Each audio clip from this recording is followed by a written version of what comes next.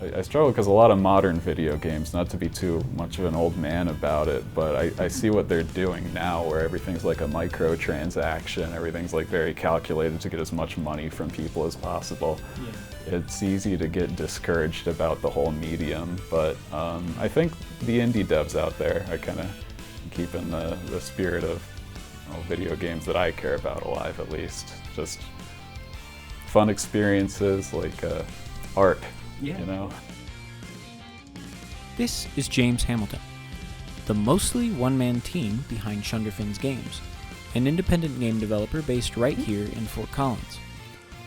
I got the chance to visit James at his home and talk about what his life is like, making games in between working to pay his bills. How much time do you find you have to dedicate to your game development?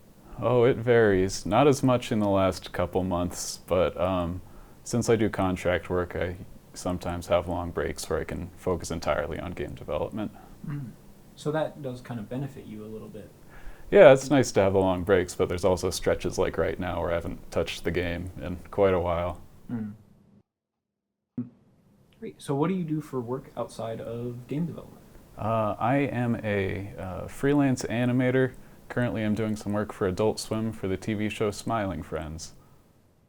Do you have any aspirations to be a full-time developer one day? Oh, that'd be really nice, but the kinds of games I make maybe aren't destined to be blockbusters, and I don't know if I want to make changes to them in order to make more money. So for now, I'm happy to just make the kind of games I want to make when I have time to make them. Yeah. Well, there's no waiting on anyone for anything. There's no like time you have to wait communicating. If you have an idea, you can start working on it right away. You don't have to.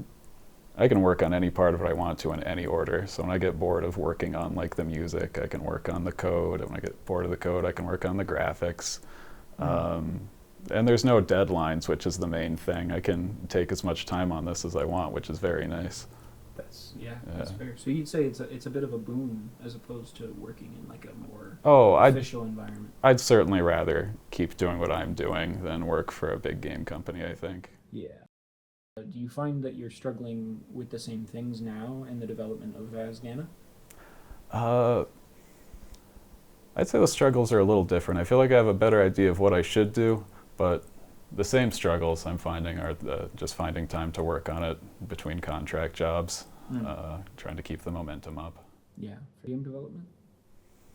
Oh, I don't know if balance is really a factor. Once the contract job ends, I just go into working on the game full time usually, and then once the contract job starts, the game dev dries up. And with the contract work ending, even then there has to be some amount of balance, right? Because I have to assume you're still looking for work that will pay you, right? Yeah, you need the money, unfortunately. So even when I'm working on the game, I got to make sure there's some job coming in the future, at least. Make sure that you can pay your bills. Yeah, exactly. Got to make sure they don't kick me out of this place before the game gets done.